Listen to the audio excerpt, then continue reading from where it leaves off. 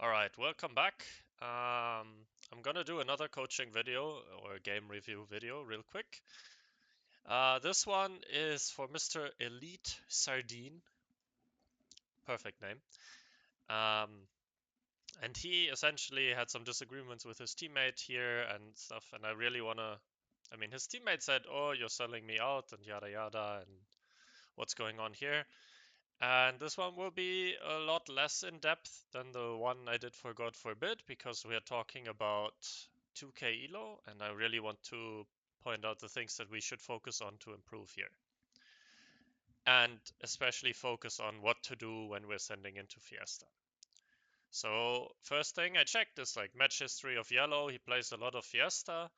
This is something I personally factor in my role selection, but it's not something I would necessarily recommend at this elo.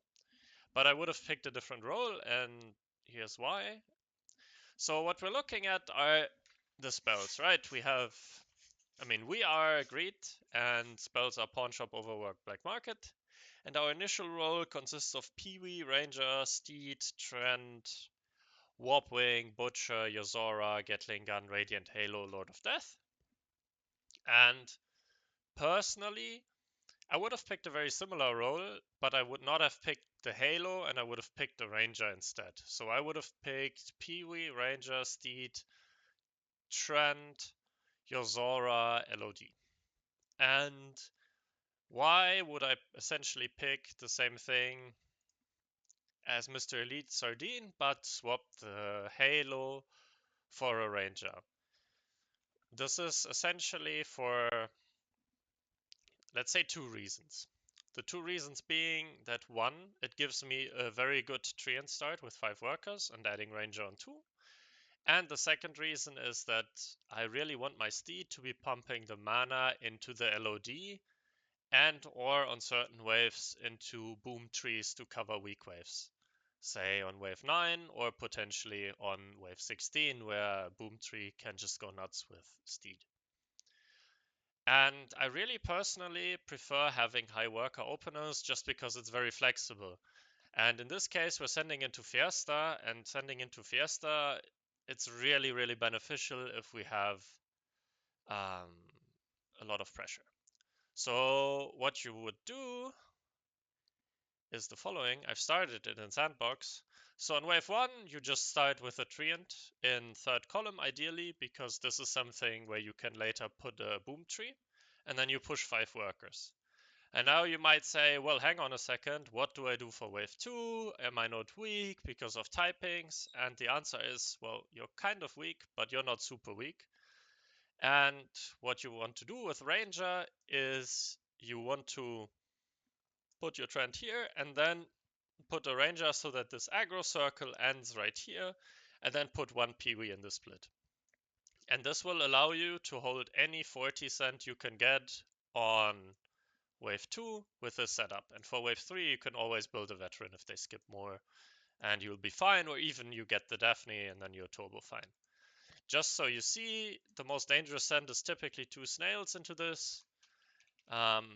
And what happens is that the Ranger beautifully off tanks. The Peewee just grabs some stuff and redirects it to Mr. Trent. And now these two share the aggro pretty decently. Ranger will die first, but it's fine. Trent essentially 2 shots.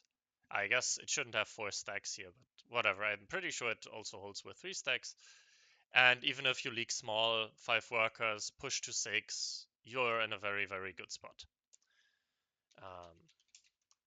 And also against the DT, you're also fine. Your Ranger just tanks the DT. It's whatever. Lizard is not a threat because the Trent is your main DPS. And the 2 shots on wave 2. So even if a Lizard kind of snipes the Ranger, it doesn't really make a big difference. You really want the Ranger to tank. And then you get a lot more pressure on your guy, and your game is a little bit easier to play. Especially against Fiesta, 5 worker openers are very good because you can threaten a 6 worker push for wave 2, a 40 resend, and all these things. So it's really beneficial for you, and I would always advocate for it if you have the idea that you might be Fiesta. All right, let's get back to the game in question. So what's happening? We start Yozora. It's also fine. It's an easier opener to play, but in the future you might want to sort of deviate from that and expand your skill set. King up on 1, totally fine. Of course, Snail would have been better. You skip on 2. I think this is correct in approximately 50% of cases. In this case, it was very much correct. You push, and then you full send on wave 3, which is correct. But here's one point of criticism. This is something to keep in mind. You essentially never ever want to power send, so a robo, and a king up. Because if you're committing to leak them, you want to leak them as much as possible. And I'm pretty sure with a snail, this is like a 95% leak or whatever. Like, it's not a huge deal, but probably the more gold you get from the leak is worth more than what you gain from the one king up. And this is something to keep in mind. The only time where you want to do this is in like weird late game-ish scenarios where you expect both teams to leak anyway, and you think essentially, for example, with Kingsguard you can live but still kill them or something. But as a rule of thumb, especially in 2k elo, I don't want to like trash talk 2k elo, but we're not talking about the best, highest tier of gameplay.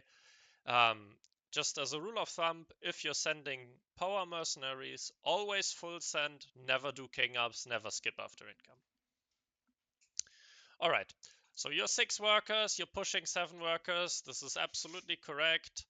I don't know if I would have sent the lizard here. Maybe it gave you a threshold. It's really whatever. Your teammate is griefing his build. It happens. I don't think I would have necessarily resent here. And this sort of goes toward what your teammate was saying. Well, you're selling me out, blah, blah, blah. I wouldn't worry so much about teammate. I would always try to maximize my own game and have a good game myself. But I still think the income sent here is not great. And why do I think this? Because we are low workers. Income sending is beneficial for you if you have even or more workers, and it's bad if your enemy has more workers, because it lets them get away with it, longer waves, they generate more mythium, yada yada. So essentially, you want to income send when you have more workers. So, and you see, I'm 380 value, he's 350 value, he's Fiesta, he might even push more because he's strong on 5. I should probably not income send.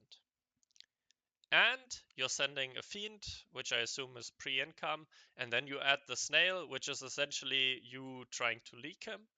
But if you try to leak him, you should power send. Okay? Again, it's not a huge deal, but it's something to keep in mind. If you income send, then it's to scale. And how do you scale? Either by doing income and king, which makes your king stronger but has even less pressure, or you just income and save the rest so you can threaten stronger sends afterwards. But again, hope is not lost. Like, you're slightly behind here maybe, but it's not a huge deal. Your teammate is saving for a big wave 6, but you can't really join him on wave 6 because sending full on wave 6 into a violet is kind of grief. So he goes full here. Fine choice. You're kind of chilling on value. You're skipping. This is fine. And then you're going for a leak on wave 7 on him. And this is something this is another thing that I would give you as a rule of thumb. Usually, you do not want to send the same type of mercenary as the wave. What do I mean by that? So, if you look at wave 7 deals magic damage, right? And this means you don't necessarily want to send mercenaries that deal magic damage as well. Now, why is that? That is because what do you expect your opponent to build? An arcane tank. And that arcane tank will carry him through that wave. So you want to send something that is good against his arcane tank. In this case, for example, brutes, or yeah, I guess brutes. Has to be brutes. Now you might say, well, but what if he doesn't have an arcane tank? Well, then we don't care, then our send is not great, but his build is so bad that he will just leak his balls off anyway. So let's test this theory here. Elite Sardine.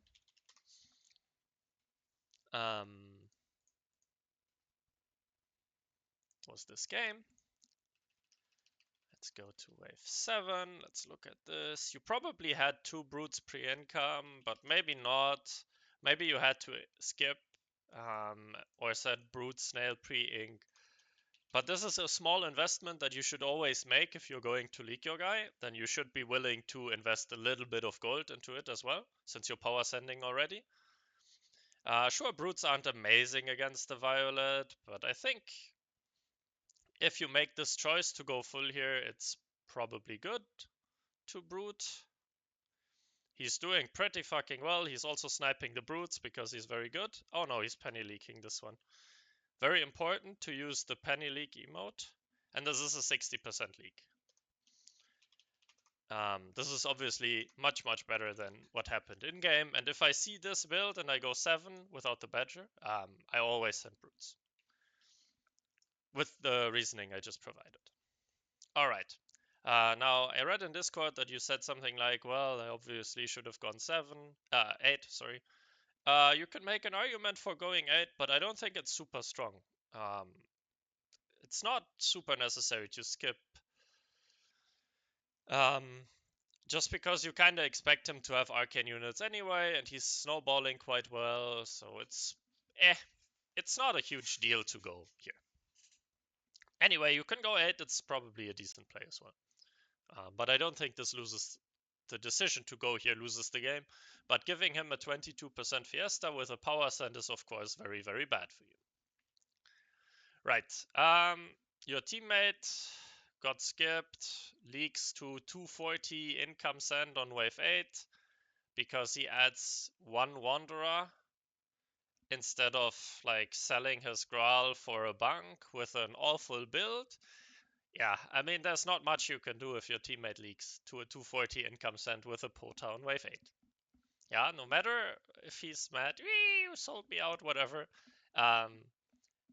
This is on him. Yeah, this is not your bad. Right, let's come to you income send here after he did well against the send. Whatever, not a big decision. It's fine. Again, probably income sending is not ideal given that you're slightly behind in workers.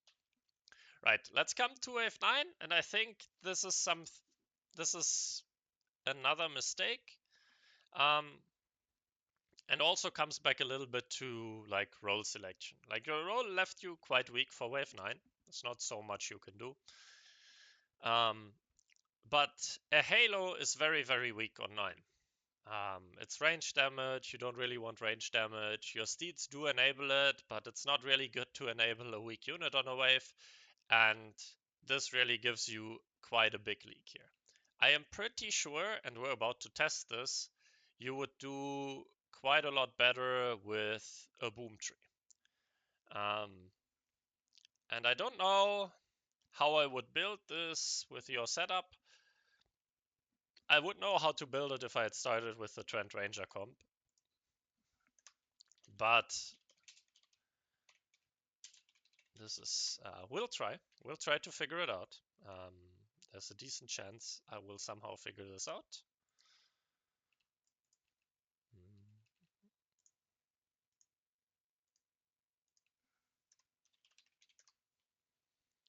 Alright, what was the send? The send was Mimic Hermit Brute. Mimic Hermit Brute. Now there's something you can do with like lock wave and stuff, but I'm too boomer to do this. Maybe like this. And maybe we'll do this. Maybe we'll boost this Peewee to kite the wave a little bit. This is something I was referring to in the last video. Let's see, maybe this is awful. Ideally, like if you have a ranged unit here, then it will obviously bunch up more on the left-hand side, and that is pretty fucking good. So what we're looking for is we really want this boom tree to get to as much mana as possible with the steeds. And it explodes. Okay, yeah. Ideally you would want the steeds to tank. Now this is an 83% leak, which of course looks not much better than in game, but it's gonna be like much less king damage. I think you took king damage here.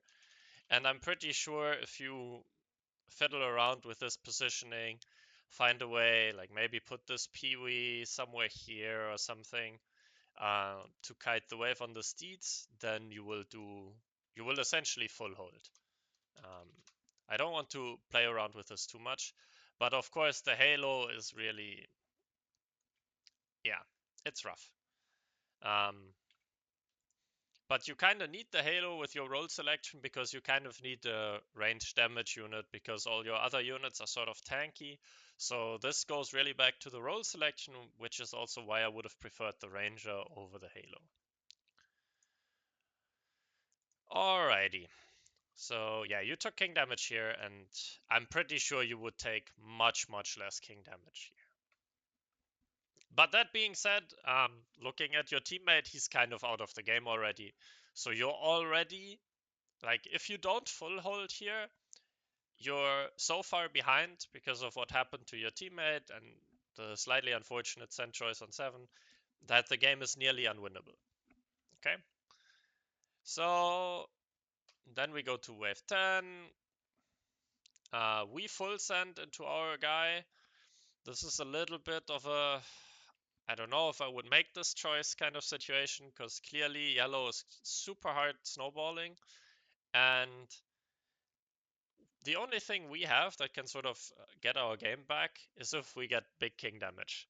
And if we look at his role with the halo, he will have a big halo on wave 10 always with his build, and I doubt that a big halo can be leaked so much that they take massive king damage. Now you leaked him, credit to you, I didn't even think that was possible, but it's just not enough to sort of recover the deficit that you were in. And if we look at the income, your teammate is 10 workers behind, 100 income behind.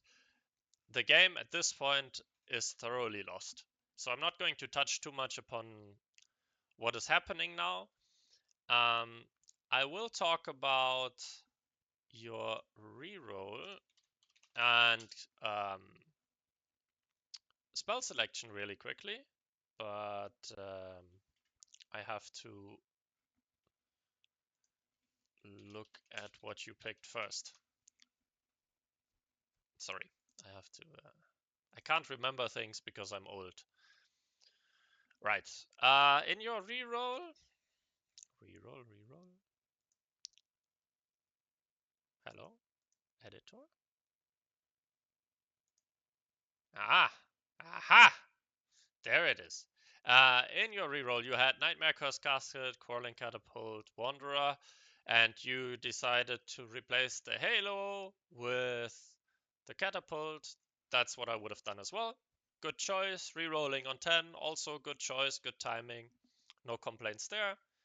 Well done. The thing that I dislike is that both you and your teammate picked Black Market because you're already super behind on 10.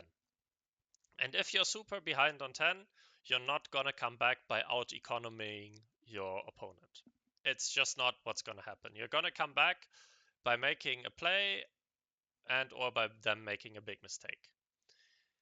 And this is why I would have probably in this spot taken Overwork for a wave 12 play.